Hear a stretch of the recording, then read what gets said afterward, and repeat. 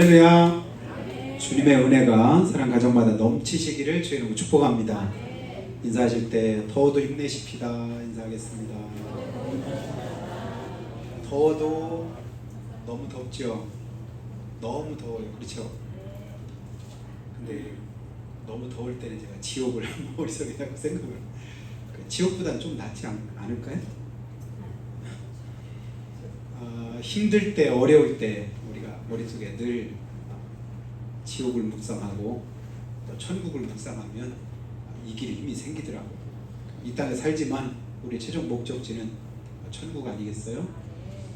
근데 우리가 생각할 때 우리가 가게 될 그 천국이 얼마나 좋을지 상상도 안 되지만 그 속에서 한번 다시 한번 소망을 가지고, 그래도 지옥도 상상할 수 없지만 머릿속에 한번 그려보면서 그 지옥 가지 않게 구원하신 하나님의 은혜를 생각하며 좀 더 참을 수 있는 그런 마음을 가지게 되는 것 같습니다. 예수 믿으시는 분 아멘 하실까요? 아멘. 진짜 믿으십니까? 그러면 예수 믿는다는 게 뭔가 가끔 제가 묻지요. 예수 믿는다는 게 뭐냐? 내가 용서받지 못할 죄인이었다고 하는 사실을 인정하는 게 그게 예수 믿는 건데, 그럼 진짜 내가 죄인이었나? 내가 죽어 마땅한 사람이었는가? 그러니까 성경 말씀을 보면 그렇다고 하는데, 그게 내 안에 진짜 깨달아질 때 예수 믿는 것이 얼마나 귀한가를, 또 감사한 일인가를 내가 실감하게 됩니다. 이사야서 53장 5절 말씀에 그가 찔림은 무엇 때문이래요? 우리의 허물 때문이요, 그가 상함은 우리의 죄악 때문이라. 그가 징계를 받음으로 우리가 평화를 누리고 채찍에 맞음으로 나음을 입었도다. 예수님이 죽으신 목적이 분명하고 고난당하신 그 이유가 확실한데도 불구하고 5절 앞에 있는 그 앞절에서 뭐냐, 사람들은 그렇게 생각을 안 했대요. 그가 고난당하는 것은 그가 잘못이 있으니까 그랬겠지, 그러니까 고통당하는 것은 뭔가 고통당할 만한 이유가 있으니까 그렇겠지라고 생각하니까, 예수님이 고난당하시고 이 땅에 육신을 입고 오셨어도 그 예수님을 자기의 주님으로 모셔드리질 않습니다. 그 예수님을 하나님의 아들로 인정하지 않습니다. 빛이 세상에 왔을 때 사람들이 그 빛을 빛으로 인정을 안 하고 오히려 그 예수님을 배척하는 일이 앞장섰던 것을 우리가 보게 됩니다. 그래서 성경은 계속 말씀하죠. 하나님의 세상을 이처럼 사랑하사 독생자를 주셨다. 그 예수님 주신 이유는 누구든지 저를 믿는 자마다 멸망하지 않도록. 그러니까 누구든지 믿는 자마다 멸망하지 않도록. 이 말은 안 믿으면 그냥 멸망하게 정해져 있는 것이, 그것이 우리가 처한 환경이었다 이 얘기입니다. 근데 그걸 우리가 모르니까 예수님이 오신 것도 그것도 별로 의미가 없고 그것이 감사함과 은혜로 여겨지지를 않게 되는 거죠. 그러면서 또한 로마서 5장 8절에도 우리가 아직 죄인 되었을 때 그리스도께서 우리에서 죽으심으로 하나님께서 우리에게 된 자기 사랑을 확실하게 증명하셨다. 하나님이 사랑이시라고 하는데 그럼 그 사랑이 어떤 사랑이냐? 아들까지 내어주신 사랑이다. 독생자 예수님을 우리가 죄인 되었을 때 십자가에 못 박아 죽게 하시지 않으셨느냐? 뭐 때문이죠? 사랑 때문이다라고 말씀합니다. 그 예수님을 영접하고 또 그 이름을 믿으면 하나님의 자녀되는 권세를 하나님 주신다고 약속하셨다. 그래서 그 약속 믿고 내가 아멘 하고 예수님을 내 마음에 영접했더니, 그랬더니 내가 구원받은 하나님의 자녀가 되었더라. 이게 예수 믿는 거죠. 예수 믿는다는 게 뭐라고요? 하나님의 아들이 마땅히 죽을 내 대신 십자가에서 피 흘려 죽으시면 내 죄를 용서해 주셨다. 내가 못할 그 일을 나의 구원을 대신해서 이루신 분이 예수님이시다. 이걸 인정하고 받아들이는 게 그게 구원이고 그것이 믿음입니다. 오늘 그 믿음을 우리 하나님께서 우리에게 주시기를 주님을 축복합니다. 근데 이전에 우리는 에베소 2장에 보니까 허물과 죄로 죽었다고 말씀하잖아요. 그리고 그릇 행하여 각기 제 길로 갔다. 하나님과 상관없는 그런 사람들이었다. 그래서 하나님과 우리 관계가 어땠었냐면 예수 믿기 전에는 원수가 됐었답니다. 원수. 여러분 혹시 대역죄라고 들어보셨나요? 대역죄. 당신은 대역죄인이야. 그러니까 모든 죄 가운데서 가장 무서운 가장 무겁게 그렇게 여겼던 죄가 무슨 죄냐면 대역죄입니다. 역적. 그러니까 왕을 배반하고 왕을 대적하고 왕을 몰아내려고 하는 그런 모의를 하고 시도를 한 그 죄를 대역죄라고 하는데, 아무리 높은 사람이나 아무리 아름다운 지위 가운데 있다 할지라도 대역죄로 걸리면 어떻게 해요? 한순간에 그 모든 것들을 다 잃어버려요. 아무것도 아닌 게 됩니다. 그래서 이제 정치적인 어떤 이제 의도를 가지고 아무런 죄가 없는데도 예전에 이제 왕정 시대에는 어떻게 했어요? 모함을 하는 거예요. 저가 이런 의도를 가지고 그렇게 했습니다. 이런 마음을 가지고 그렇게 했습니다. 그래서 이제 아무 죄가 없이 충신이었음에도 불구하고 대역죄로 몰아서 대역죄 걸리면 어떻게 돼요? 3족을 멸하는 거예요. 3대를 다 그냥 거기 관련된 사람들을 다 처벌하는 거예요. 노예로 삼거나 처형해서 죽이거나. 근데 중국 같은 경우는 황제에게 대역죄로 걸리면 어떻게 하죠? 부족을 멸하는 그런 아주 더 무섭게 처벌하는 그런 죄가 있었습니다. 그렇다면 우리 하나님은 만왕의 왕이시라고 성경에 말씀하잖아요. 왕 중에 모든 세상에서 최고의 왕이 누구시다? 하나님이시다라고 할 때 하나님과 원수되었다. 이거 뭐냐? 하나님께 대한 무슨 죄예요? 대역죄. 죽어 마땅한 죄다. 그 얘기입니다. 그런데 우리가 그 얼마나 그 죄가 큰가를 제대로 깨닫지를 못하니까 함부로 아무렇지도 않은 것처럼 그렇게 생각하고 그렇게 말을 합니다. 예수 믿고 천국 가시지요. 그러면 천국 안 가도 만국 가면 되니까 걱정하지 말라고. 당신 그러다가 지옥 가면 어떡하려고 그래요? 그러면 지옥 까짓 거 그냥 가면 되지요. 까짓 거. 그러니까 실상을 잘 모르니까 말도 아무렇게나 하고 함부로 하고 괜찮은 것처럼 여기는 거예요. 여러분 지금 이 자리에서 제 손을 만일에 칼로 자른다면 어떨까요? 손이 잘렸네? 이렇게 여유있게 그냥 보고 있을 사람 있겠습니까? 머릿속으로 상상만 해도 사실 끔찍하죠. 발을 자른다면 어떨까요? 한쪽 눈을 뽑아버린다면 어떨까요? 너무 끔찍한 소리만 하나요?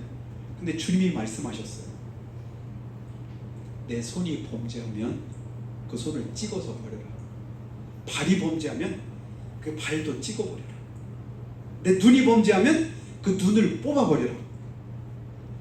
한쪽 손 없이 천국 가는 게 두 손 멀쩡하게 가지고 지옥 가는 것보다 낫다.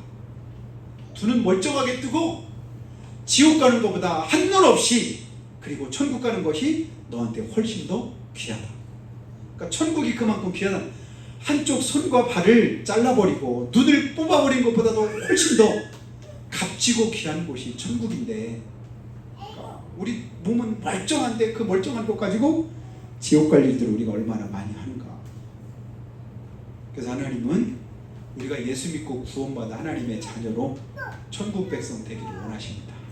그 천국 백성 된 사람들이 내가 예수님을 내 마음에 주와 그리스도로, 주와 그리스도라는 말은 무슨 말이냐면 우리 일반적으로 예수 믿으면 구원받아요 라고 할 때 그때 말하는 것은 그리스도예요.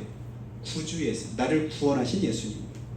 그런데 항상 예수 믿는 사람들은 두 가지로 예수님을 영접하는데, 첫 번째가 주입니다. 주는 뭐냐? 주인 대신 예수님. 내 인생의 주인으로 예수님을 영접하고, 그리고 날 구원하신 구세주로 내가 예수님을 믿습니다. 그게 주와 그리스도거든요. 내가 주님을 주와 그리스도로 영접하고 하나님의 자녀가 되었음을 외적으로 공포하고 선포하는 그 의식을 뭐라고 말하냐면 그걸 침례라고 합니다.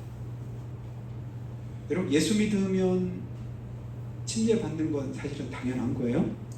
근데 침례 받으면 구원 받을까요? 침례 받으면 구원 받는 건 아니에요. 침례 받아도 구원 못 받을 수 있습니다. 근데 거꾸로 구원 받은 사람들은 침례를 받습니다. 순서가 굉장히 중요해요. 침례 받으면 구원 받는다. 아니에요. 나 전에 침례 받았는데요. 세례 받았는데요. 직분 받았는데요. 그것 가지고 구원의 조건이 될 수 없습니다. 구원은 오직 하나, 예수님 믿어야만 구원 받습니다. 내가 예수님 믿습니다. 그래서 그 믿음 가지고 뭐예요? 침례도 받고 직분도 받고 사명도 받게 되는 것이죠. 그래서 예배도 드리고 헌신도 하고 충성도 하게 됩니다. 그래서 오늘 이제 우리 다은이가 이제 침례를 할 텐데요.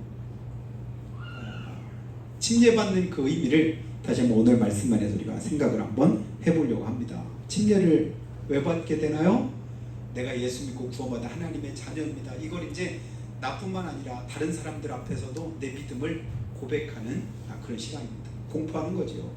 내가 이렇게 하나님의 자녀가 되었습니다. 내 안에 주님이 계십니다. 그래서 이제 본래 이제 물 속에 푹 들어가는 게 침례. 오늘 말씀 보니까 예수님이 어디 가시냐면 요단강에서 침례 뱉고 침례 요한한테 찾아가시는 거예요.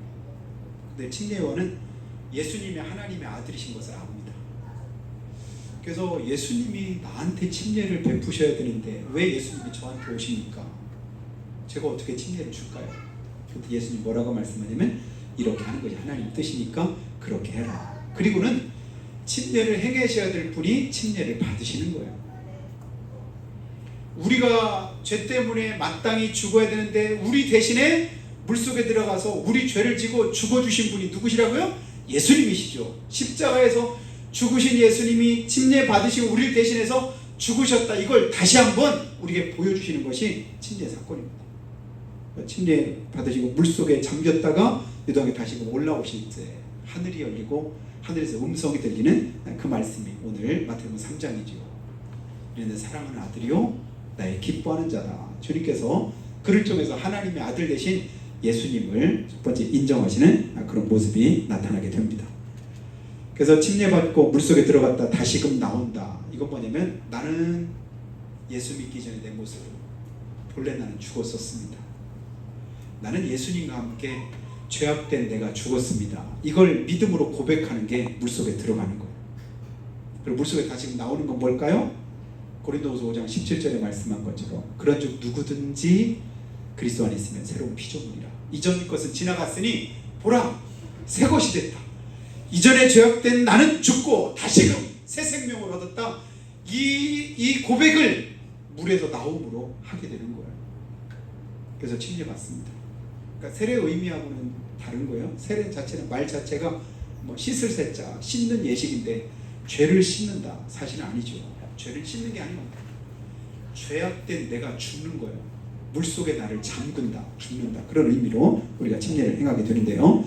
자, 침례 받는 분에게 이제 침례 받기 전에 늘 몇 가지 질문하잖아요. 왜냐하면 온전한 믿음을 가지고 있는가, 진짜 그 속에 예수님이 있는가, 예수님에 대한 신앙 고백을 가지고 있는가. 그 고백 없이는 받을 수 없는 게 침례거든요. 그냥 의식으로만 하는 게 아닙니다. 그래서 몇 가지를 이렇게 묻게 되는데 예전에 침례 받을 때 여러분들도 아마 그 질문을 받으셨을 거라고 생각이 돼요. 각각 질문 조금 달라기도 했겠지만 다시 한번 그 기억을 되살리면서 오늘 또 침례 받게 될 다은이를 생각하면서 제가 다시 한번 문답을 한번 해볼 테니까 여러분이 믿으시면 아멘으로 대답을 한번 해보시면 좋겠습니다. 이렇게 한번 질문하자고요.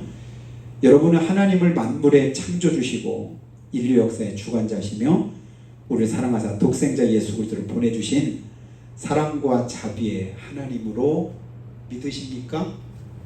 아멘. 아멘. 신구약 성경은 하나님의 감동으로 기록된 하나님의 말씀으로 믿으시나요? 아멘. 아멘. 이 고백이 있어야 예수 믿는 거예요. 또 여러분은 하나님 앞에서 죄인이며 죄의 결과로 죽음을 맞게 되고 지옥에 갈 수밖에 없는 존재이지만 오직 하나님의 크신 사랑과 은혜로 구원 얻은 것을 믿습니까? 아멘. 아멘. 당신은 하나님의 아들이신 예수 그리스도께서 당신의 죄를 대신해서 십자가에 죽으시고 부활하신 구세주이신 것을 믿으십니까? 아멘. 믿음을 한번 다시 한번 점검하는 거예요. 당신은 예수를 믿음으로 죄에 대해서는 죽고 하나님께 대해서는 올바로 살다가 육신이 죽어도 그리스도 예수 안에서 다시 부활해서 영원한 천국에 들어갈 것을 믿으십니까? 아멘. 아멘. 당신의 시간 침례받음으로 당신의 죄값을 십자가에서 대신 치르시고 돌아가신 예수 그리스도와 함께 옛사람을 죽고 부활하신 예수 그리스도와 연합하여 천국에서 영원히 살게 될 것을 믿으십니까? 아멘. 여러분은 교회는 예수 그리스도의 몸이요 예수님은 교회의 머리가 되시며 그리스도인들은 몸된 교회 지체가 되는 것을 믿으십니까? 아멘. 성경 말씀 그대로를 한번 질문하세요. 성경에 그렇게 말씀했거든요. 근데 이게 안 믿어지면, 이게 아멘이 안 되면 내가 아직 침례받을 자격이 없는 거예요. 그게 아멘이 되고 믿어질 때 침례를 받게 됩니다. 또 한 번 질문하면요, 당신은 자신이 예수 그리스도 안에서 구원받은 하나님의 자녀가 되는 것은 자신의 공로가 아니라 예수 그리스도의 십자가의 공로를 통한 하나님의 일방적이고 한량없는 사랑의 결과인 것을 믿으십니까? 아멘. 아멘. 두 가지만 더 질문할게요. 당신이 이 세상을 살아가는 동안 성도의 의무와 권리를 바르게 지키고 부끄러울 것 없는 성도로 구별된 믿음의 삶을 살기로 다짐하십니까? 아멘. 이것은 이제 다짐에 대한, 헌신에 대한 그런 질문이고요. 마지막 하나, 교회를 세우고 교회 사명을 완수하는 일에 함께 동참하며 헌신하기로 서약하십니까? 아멘. 아멘. 아멘 하신 여러분과 여러분에게 하나님의 은혜가 더하시기를 주님의 축복합니다. 그런 이 고백을 아멘으로 화답한 사람에게 침례를 주게 되는데요, 침례받는 그 의미가 뭔가, 거기에 담긴 의미를 몇 가지만 한번, 누가복음 15장을 제가 중심으로 거기에 보니까 세 가지 비유를 예수님께서 말씀을 하셨는데요.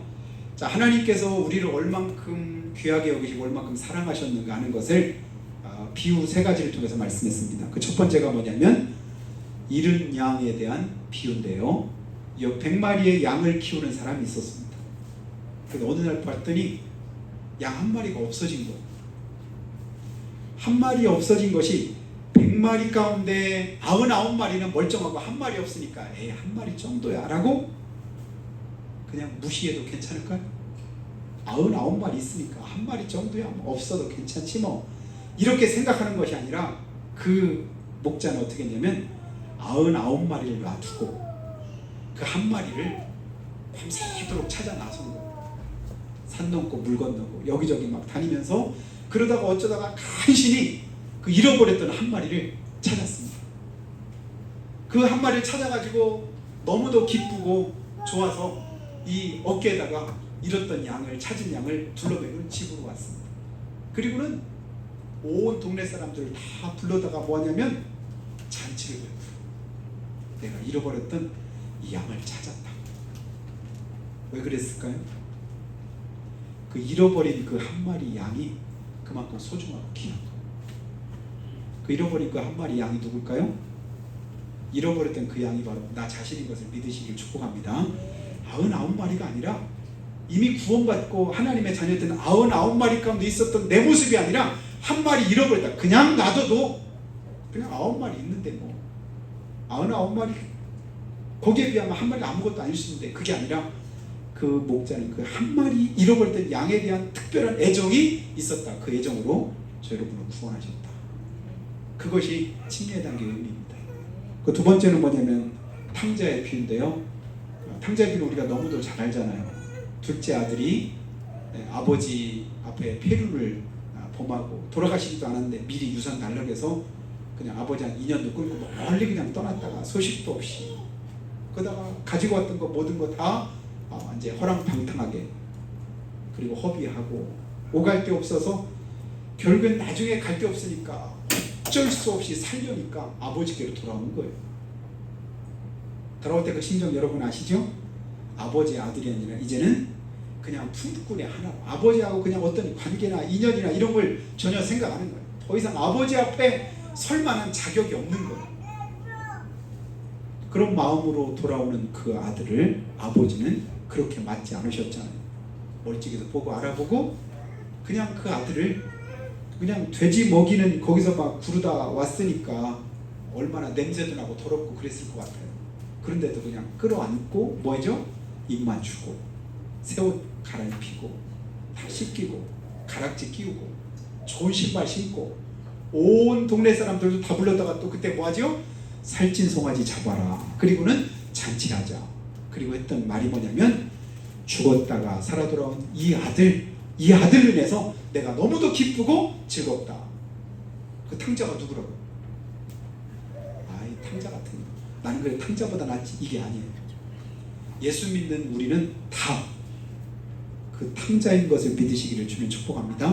우린 다 양 같아서 그릇 행하여 각기 제 길로 갔거든. 그게 누구냐? 그게 탕자거든요. 그릇 행해서 갔던 이사야서 53장 6절에 말씀한 탕자가 누구였냐? 우리예요. 우리가 다 다른 길로 갔는데 거기서 주님께서 우리를 돌아오게 하신 겁니다.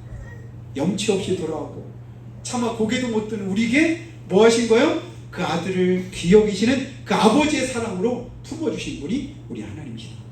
그래서 우리가 하나님의 자녀가 되었습니다.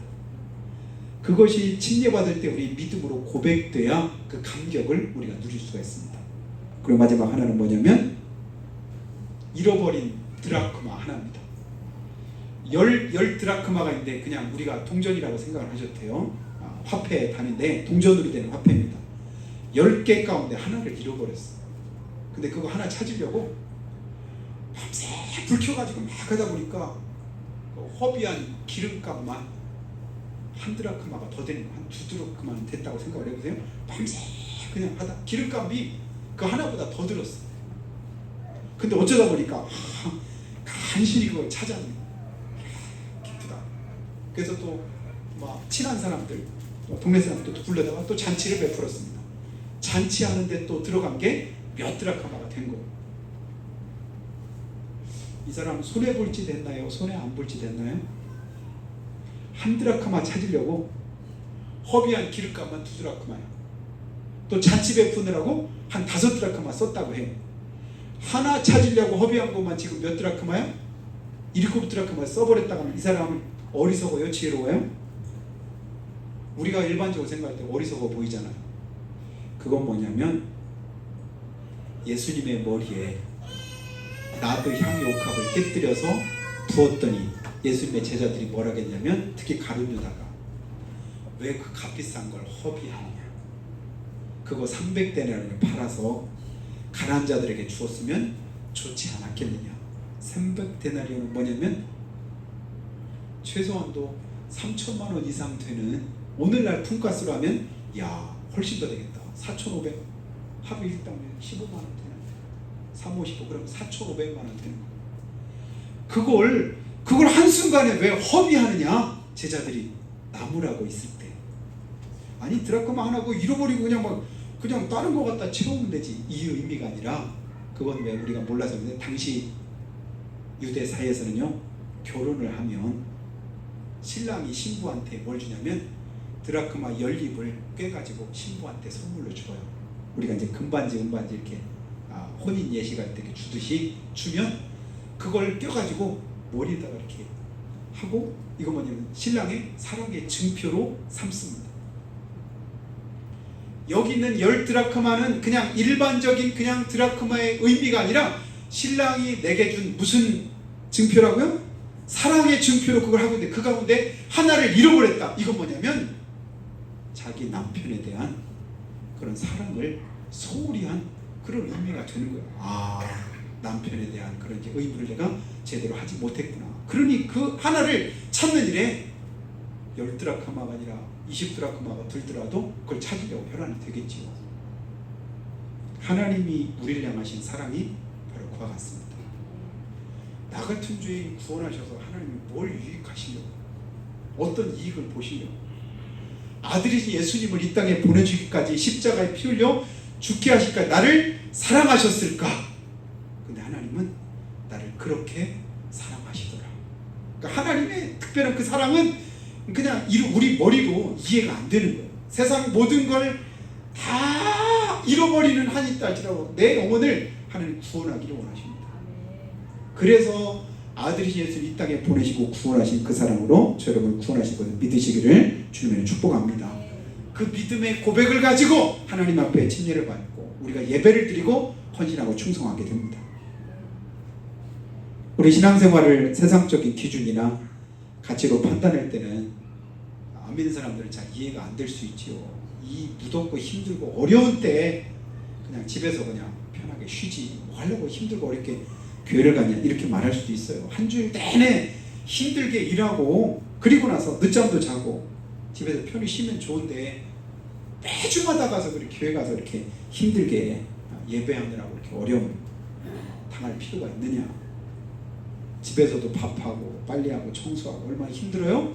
근데 교회니까 더 힘드네, 그죠? 일주일 가운데 설거지나 청소나 뭐 이런 거 제일 많이 하는 때가 언제일까요? 헌신하고 청소하는 거 주일이 더 힘들고 어렵게 할 수도 있지요. 아멘 사람 눈을 보면 그 이해가 안 될 수 있을 거라 생각이 됩니다. 월급 받고 하는 것도 아니고 내 주머니 그냥 털어서 헌금하면서 그러면서 예배 드릴 필요가 있을까? 이건 믿음 없이 바라볼 때는 이해할 수 없는 그런 일들인데, 그러나 하나님의 사랑과 은혜를 입은 우리의 삶에서는 그것이 당연하게 여겨지죠. 그보다 못하는 것이 더 우리 마음 가운데 아쉬움이 있을 뿐입니다. 오히려 힘든 가운데도 헌신하고 봉사하고 그리고 극심한 가뭄과 환난 속에서 거꾸로 힘에 지나도록 헌신했던 마게도냐 성도들처럼 힘에 지나도록 하는 사람들이 부러워지는 그런 믿음의 성숙함을 주님께서 우리에게 주시기를 주님으로 축원합니다. 그런 사람에게는 히브리서에서 보니까요 뭐라고 하냐면 세상이 감당치 못하는 믿음의 사람이라고 말씀을 하더라고요. 우리에게는 세상에 볼 수 없는 천국이 있고 세상이 줄 수 없는 평안이 있고 세상이 감당 못할 믿음의 능력을 주님께서 우리에게 주시기를 주님 축복합니다. 이 믿음 가지고 오늘 우리가 하나님 앞에서 예배하고 우리의 삶이 하나님 앞에 날마다 믿음으로 승리하는 귀한 축복이 있게 되기를 예수님 이름으로 축원합니다. 기도할 때 하나님, 우리가 하나님의 사랑 안에서 믿고 구원받아 하나님의 자녀가 되었음을 입술로 고백하고 그리고 우리의 행위로 하나님 앞에 표현한 것이 침례 예식일진데, 우리가 아버지 하나님 이 시간 다시 한번 침례받을 때 그 아버지 하나님 고백을 가지고 주님을 다시 한번 감사와 찬송과 영광으로 우리 하나님께 올려드리고 오늘 또 침례받는 우리 다은이를 축복합니다. 주님께서 그 고백 속에 함께 하셔서 하늘의 신령한 은혜 더해 주시기를 우리가 잔목소리로 고백하며 기도합니다. 하나님 아버지, 은혜와 사랑을 감사합니다. 허물과 죄